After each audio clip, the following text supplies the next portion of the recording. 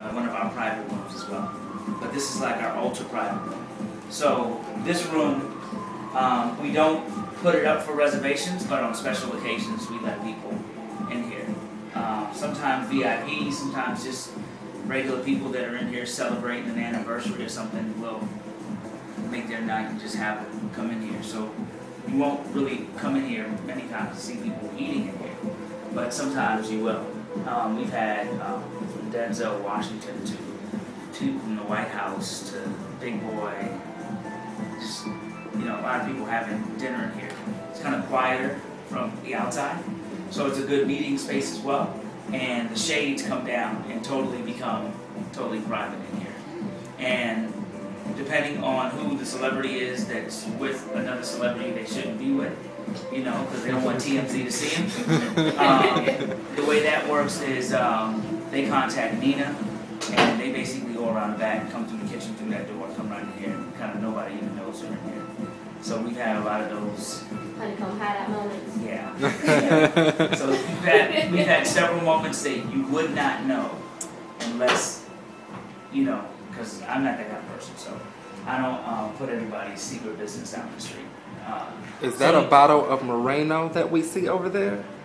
Which one? The Moreno right here? Absolutely. One of our biggest sponsors? That's what that is, yeah. That's what that is. And we did a promotion with them early on. Really good people. Mm-hmm. And really good product. Yeah, really good product. So this room is basically, this is our wine cellar. We pride ourselves on what we have in here. And there's some special items in here, like this huge bottle of Moet is the biggest bottle of Moet in Atlanta. And this is the Moet Rosé. So, you know, like Ricky Rose, Rick Ross, whatever. This is Rosé. This is what it is. The bottle is extremely expensive. But we're going to break that bad boy open on our 1-year anniversary. Right. And Moet actually brought it in and gifted Frank because it was his birthday. And he's been such a big supporter of the brand, so. Yeah, so we're going to do that one for my birthday. So that's going to be a lot of fun. And we've got some interesting things. We have, you know, this wine cellar actually is not just like what we do just for reserve wines. This is all of our wines in the restaurant are in here. So bottles and glasses are $6 a glass, all the way up to bottles that are $500 a piece. Everything's in this room right here. So, and we also use it as our tasting room, and we bring people in here on the weekends and just let people taste wines like you guys are doing now. But it's kind of like our signature spot, or my favorite spot in the whole restaurant. So what got you into wine? Interesting enough, I think I was, I don't have any other addictions except wine. And I am faithfully and admittedly, you know, addicted to wine. I probably drink, honestly, truly, I probably drink about a bottle of wine a day. And just to give you an example of how I feel about that, I have taken, in 14 years, I've taken 2 sick days. In 14 years. And I think a lot of that is because of drinking red wine. So that's my health benefit to it. But you know, the story about me and wine is that at first I really wasn't a wine kind of like person. I really didn't drink a lot of wine. And when I did, I would have really sweet white wines. And my wife and I moved here to Atlanta, and I was working for a gentleman who owned a club that was French. And one of the biggest clubs that I worked at here ever was a club called Kaya. And the owner was French.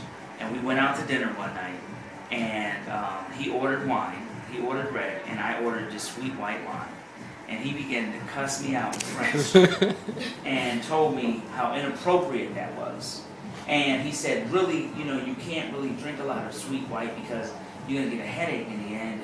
And you got to go to work after this, because I was working at his club. He was like, you got to start drinking red. So he actually poured me a glass of wine that I really liked. And I was like, hey, okay, I like red wine. Because up until then, every time I tasted red wine, I was like, yuck, I didn't like it, until you find that one. And if you think about it, there are probably millions of different types of red wine. So just because you try one and you don't like it, you have to find where your palate is. You know what I mean? It's like me with vegetables. I hated vegetables until this one French chef sauteed me some vegetables one day, and I was like, oh, now I like vegetables now, right? So since I was a kid, I didn't like vegetables.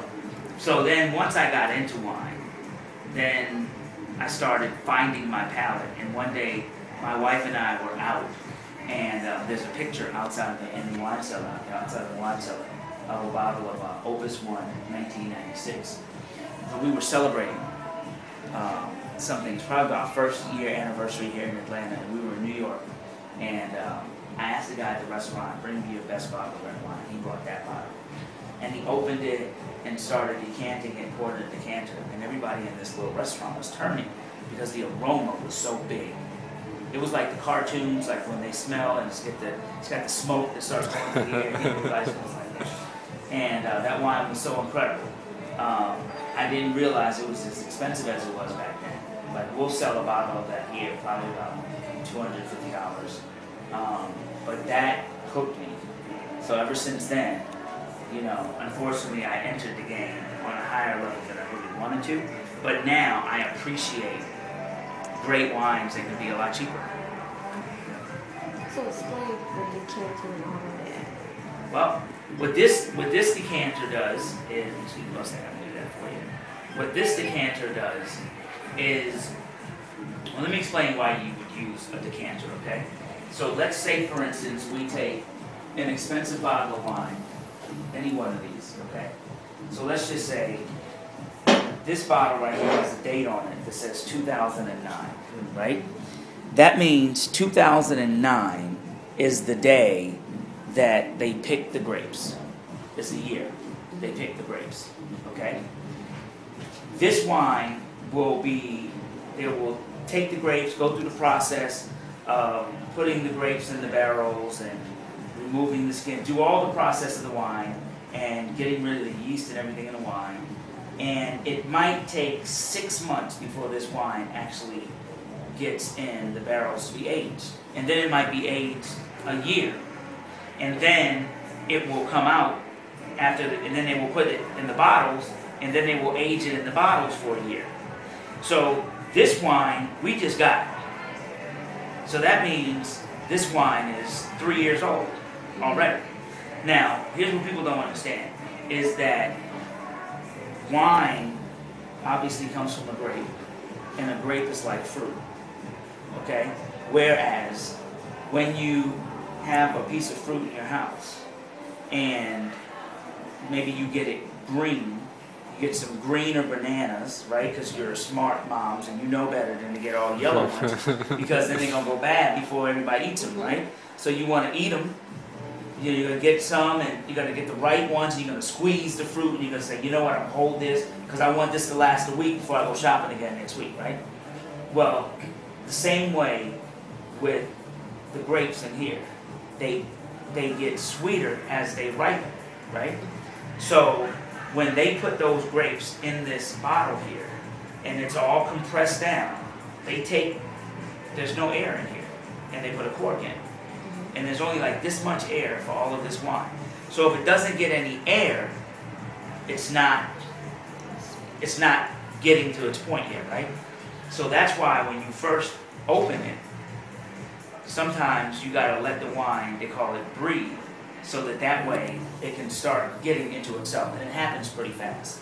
Not like a regular piece of fruit at your house, but because it's been in there so long, depending on how young it is, like this you can drink right out the bottle.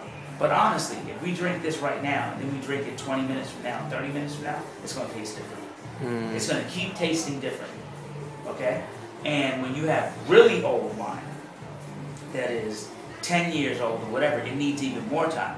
Well, to speed up that process of breathing, they put it in a decanter. That's what that's for. So this particular decanter, when you pour the wine over the ball has water in it, and basically the water and the wine, which is like an oil consistency, doesn't mix and makes it spread out. And the thinner it spreads out,